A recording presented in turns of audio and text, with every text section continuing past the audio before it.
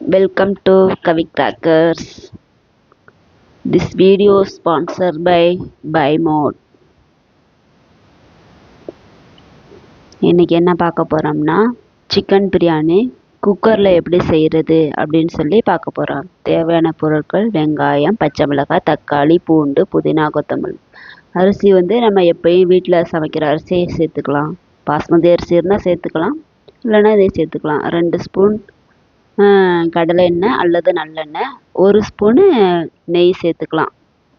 சேர்த்துக்கிட்டு நல்லா காயட்டும். நல்லா கொதிச்சதுக்கு அப்புறமா கறி மசாலா பட்டைகள், பிரிஞ்சி இலை, 2 பிரிஞ்சி இலை, 2 கிராம்பு, 1 ஸ்டார் அணி, அப்புறம் அந்த லைட்டாக குருணை, அப்புறம் கசகசா லைட்டாக ஒரு 2 லிப் அளவுக்கு போட்டுக்குவோம். சோம்பு கொஞ்சம் போட்டு நல்லா பொரிய விட்டுக்கிட்டு நம்ம வெங்காயம் நம்ம சின்ன வெங்காயம் சேர்த்து செய்யும்போது ரொம்ப டேஸ்ட்டாக இருக்கும். இல்லாத பட்சத்துக்கு பெரிய வெங்காயம் சேர்த்துக்கலாம். 2 பச்சை மிளகாய் ஆட் பண்ணிக்குவோம். நல்லா வெங்காயம் பொன்னிறமாக ஆகிற அளவுக்கு வதக்கி விட்டுக்கலாம்.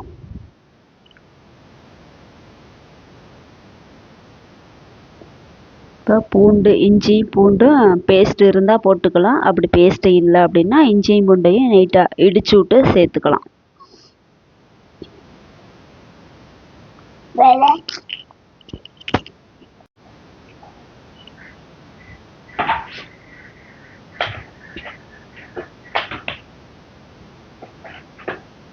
கொத்தமல்லி, புதினா, ஒரு 3 இலை கருவேப்பிலை லீஃப் போட்டுக்கலாம்.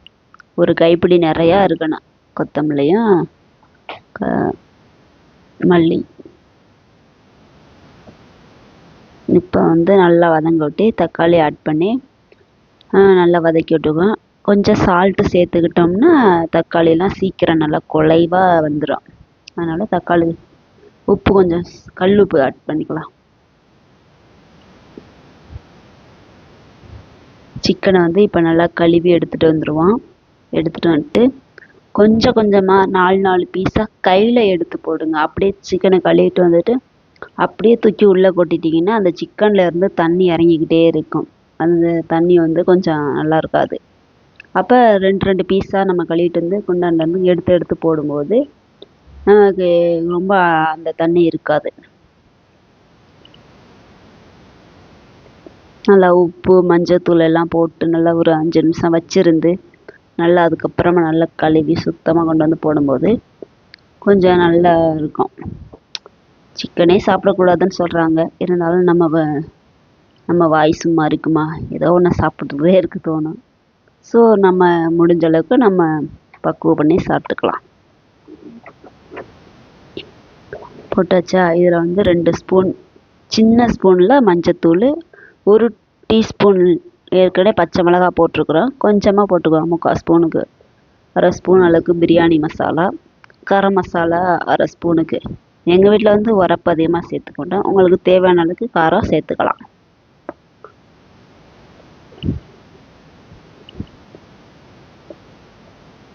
ரெண்டு ஸ்பூன் அளவுக்கு தயிர் ஆட் பண்ணிக்குவோம். தயிர், லெமன் 1/2 லெமனை விதையெல்லாம் எடுத்துட்டு நல்லா புளிஞ்சு விட்டு சேர்த்துக்குவோம். நல்லா நமக்கு ஒரு புளிப்பு சுவையாக இருக்கும். ரொம்ப சேர்த்துட்டிங்கன்னா ரொம்ப புளிச்சிருக்கும், சாப்பிட முடியாது. 1/2 லெமன் போதும். 2 ஸ்பூன் தயிர் சேர்த்துக்குவோம். புளிக்காத தயிர் சேர்க்கணும். புளிச்ச தயிர் சேர்த்திங்கன்னா ஏற்கனவே லெமனு இதுவும் புளிச்சு போயிருந்துச்சுன்னா நல்லா இருக்காது. இப்போ கொஞ்ச நேரம் மூடி வச்சு கொஞ்ச நேரம் சிக்கனை வேக விட்டுக்கலாம். 6-7 நிமிஷம் இருந்தால் போதும். ரொம்ப நேரம் வேக தேவையில்லை. அதுக்கப்புறம் அரிசி வேகிற டைம் இருக்குல்ல, அதில் ஈக்குவல் ஆகிக்கும். ஒரு 1/2 பாயில் ஆனால் போதும். இப்போ அரிசி சேர்த்துக்குவோம். இது பாஸ்மதி அரிசி கிடையாது, நம்ம வீட்டில் ரெகுலராக சமைக்கிற அரிசி தான். பாஸ்மதி அரிசி இருந்தால் போட்டுக்கலாம், தப்பு இல்லை. பாஸ்மதி அரிசி போட்டிங்கன்னா 1 டம்ளருக்கு 1 டம்ளர் மட்டும் தண்ணி வைங்க. அதே வீட்டு அரிசி போட்டிங்கன்னா 1க்கு 1.5 வைங்க. சிக்கன்ல இருந்து வேற தண்ணி வரும், அதனால கம்மியாகவே சேர்த்துக்கலாம். இப்போ தேவையான அளவு உப்பு சேர்த்துக்கிட்டு தண்ணி ஆட் பண்ணி வச்சுருவோம்.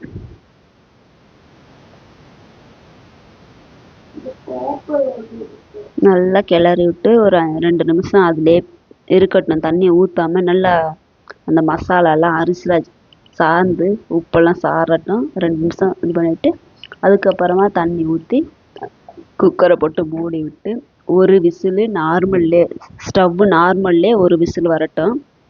அதுக்கப்புறமா ஸ்டவ்வை சிம்மில் வச்சு விட்டு விசில் வந்துச்சுன்னா 2 விசில் விடுங்க. விசில் வரலைன்னா ஒரு 10 நிமிஷம் அப்படியே சிம்லேயே இருக்கட்டும். அப்புறம் சிக்கன் பிரியாணி சர்வ் பண்ணி முட்டை, எப்போ சிக்கன் எடுத்தாலும் முட்டை இருக்கும். ஆனியன் ரைத்தா ரெண்டுமே பிரியாணிக்கு ஏற்ற காம்பினேஷன் தான். தேங்க்யூ ஃபார் வாட்சிங். செஞ்சு பார்த்துட்டு எப்படி இருந்துச்சுன்னு கமெண்ட் பண்ணுங்கள். நம்ம சேனலை சப்ஸ்கிரைப் பண்ணிடுங்க. பாய்.